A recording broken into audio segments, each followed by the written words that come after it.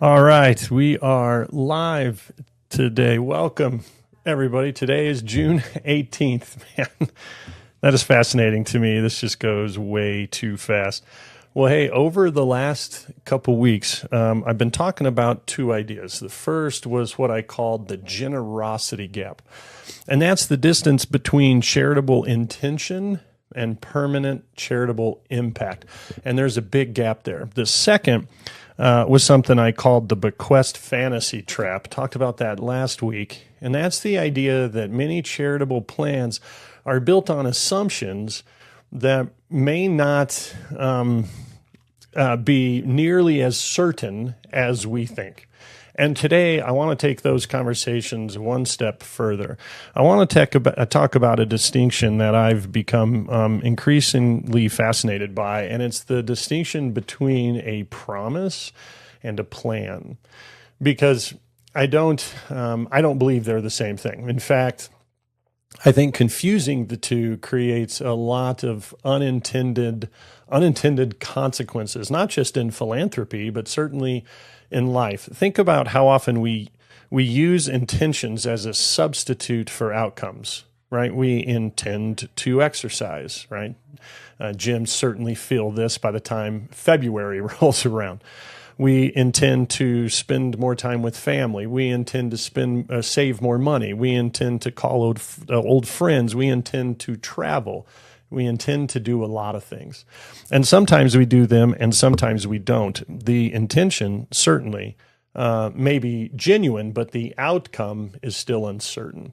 And why is that? Well, we all know this because life gets in the way. Life always gets in the way. And that's not a criticism, certainly. It's just reality. Now, let's bring that idea into philanthropy. So imagine two donors. And, both of these are very capable, high capacity, very financially strong donors. Both care deeply about the same organization. Both support it faithfully. Both believe in the mission. Both genuinely want the organization to succeed long after they're gone. So donor number one says, someday I'm going to leave them a meaningful gift.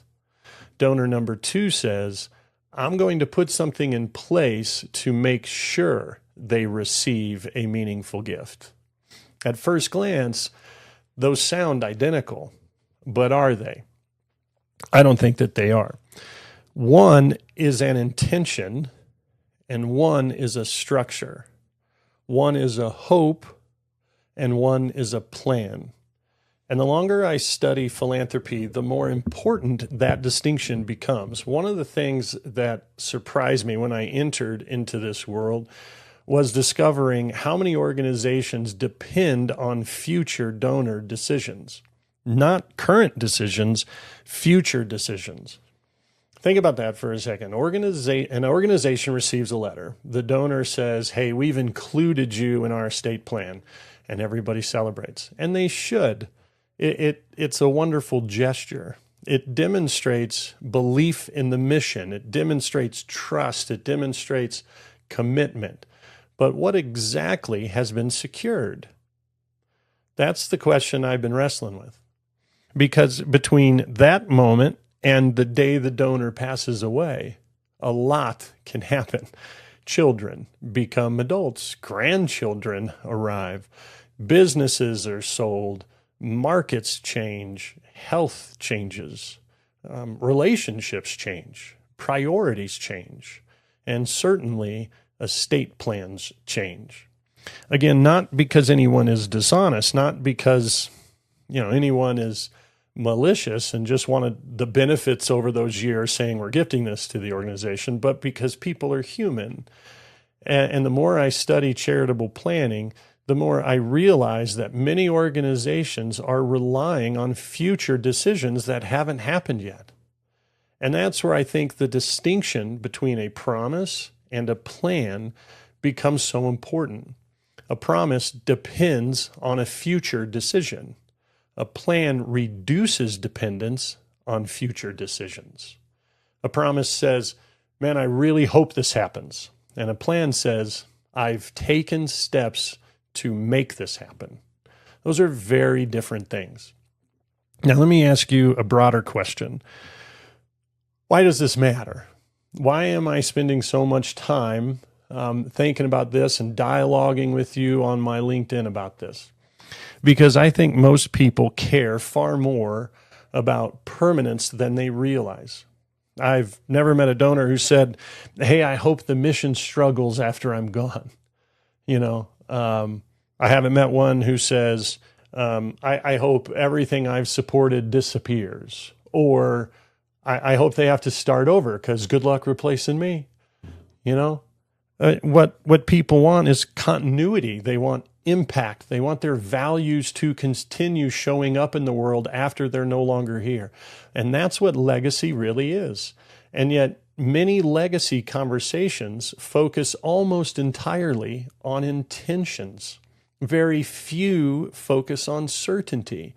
Very few focus on permanence.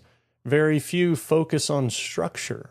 And that's why I keep coming back to this idea. A promise is not a plan. Good intentions are wonderful, but intentions alone don't create outcomes. Structure creates outcomes.